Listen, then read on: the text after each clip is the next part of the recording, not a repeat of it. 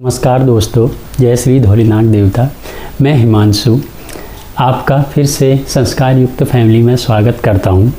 जैसा कि पिछली वीडियो में मैंने आपसे डिस्कस किया था अपने इंट्रोडक्शन और डिस्क्रिप्शन के बारे में, संस्कार के बारे में डिस्कस किया था आपसे, तथा समाज के लिए संस्कार क्यों ज़रूरी है मैंने ये आपको बताया था इन ब्रीफली। इस वीडियो में अब मैं आपको बताना चाहता हूँ डिटेल समाज के लिए संस्कार क्यों ज़रूरी है। शुरुआत करते हैं हम वृद्धाश्रम से। वृद्धाश्रम एक शब्द नहीं है, ये आपके मुंह पर एक तमाचा है, इस समाज के मुंह पर तमाचा है। एक माता पिता अपने बच्चों के लिए क्या नहीं करते। एक माँ अपने गर्भ में 9 महीने बच्चे को पालने को दर्द से लेकर आजीवन पर्यंत निस्वार्थ अपने बच्चों की सेवा करती है, तथा एक पिता अपने पेट को काटकर तथा अपने खर्चों को कम करके उन्हें अपने बच्चों को एक हायर एजुकेशन प्रोवाइड करता है।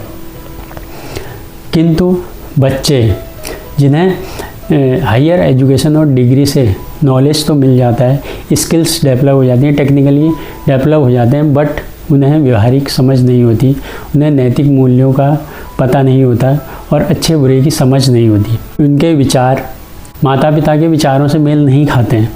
इसलिए ऐसे बच्चे जो अपने माँ बाप को वृद्धाश्रम में छोड़ देते हैं, धिक्कार है उन बच्चों पर। लेकिन सभी बच्चे ऐसे नहीं होते, समाज में कुछ ही लोग ऐसे होते हैं। धिक्कार है उन लोगों पर जो लोग ऐसा कृत्य करते हैं। दोस्तों, कभी वृद्धाश्रम जाकर आप देखिए उन माँ बाप, उन माता पिताओं को कितनी पीड़ा होती है। सवाल ये है कि ऐसा समाज में क्यों हो रहा है, हमें अपने आप से पूछने की ज़रूरत है। रूट कॉज, इसका जड़ समाधान ये है कि हमारे बच्चों में नैतिक मूल्यों की कमी है, संस्कारों की कमी है और उन्हें अच्छे बुरे की समझ नहीं है। इस भाग दौड़ की ज़िंदगी में हम अपने बच्चों को सभी सुख सुविधाएँ, हायर एजुकेशन एंड सभी चीज़ें देते हैं, मगर कमी रह जाती है तो संस्कारों की, नैतिक मूल्यों की कमी रह जाती है, क्योंकि हम अपने बच्चों को टाइम नहीं दे पाते। हम अपने बच्चों के साथ दिन में 5 या 10 मिनट नहीं बिता पाते, इसलिए बच्चे हमसे कटने लगते हैं।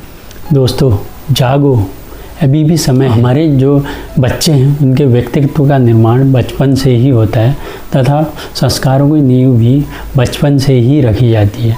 इसलिए दोस्तों, आप अपने बच्चों के साथ दिन में 5 से 10 मिनट का टाइम स्पेंड करें और उनसे पूछें कि उनकी लाइफ में क्या चल रहा है और वो क्या कर रहे हैं, उनने आज क्या किया। दोस्तों, बच्चों को छोटी छोटी अच्छी आदतें सिखाओ। छोटी छोटी अच्छी आदतों से ही व्यक्तित्व का निर्माण होता है और बच्चे सुसंस्कारित होते हैं। मैं आपको नंबर ऑफ़ एग्जाम्पल्स बताऊंगा। जैसे आप अपने बच्चों को बताएं कि माता पिता का आदर करना चाहिए और अपने से बड़ों का आदर करना चाहिए। उन्हें बच्चों को सुबह शाम मंदिर में बैठा लें, भले ही सुबह या एक टाइम आप 5 मिनट के लिए मंदिर में बैठा लें, इससे वो अच्छी आदतें सीखेंगे। तथा उन्हें मातृभूमि के बारे में बताएं, पितृभूमि के बारे में बताएं तथा वहाँ के मंदिरों के दर्शन कराएं। तथा बच्चों को, यदि आप शहर में रहते हैं तो आप अपने गांव में या कोई भी अगल बगल गांव हो, वहाँ पर उन्हें दिखाएं कि अन्न कैसे उगता है और इसे कैसे प्रोसेस किया जाता है। तथा ऐसे हज़ारों उदाहरण हैं। आप अपने बच्चों को सिखा सकते हैं तथा अपने बच्चों का व्यक्तित्व का निर्माण कर सकते हैं और उन्हें अच्छे संस्कार दे सकते हैं।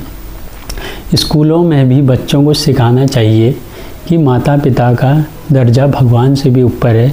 यदि आपने अपने माता पिता की सेवा कर ली तो समझ लीजिए आपने 4 धामों की यात्रा कर ली। धन्यवाद दोस्तों मुझे सुनने के लिए। आज की चर्चा मैं यहीं पर ख़त्म करता हूँ।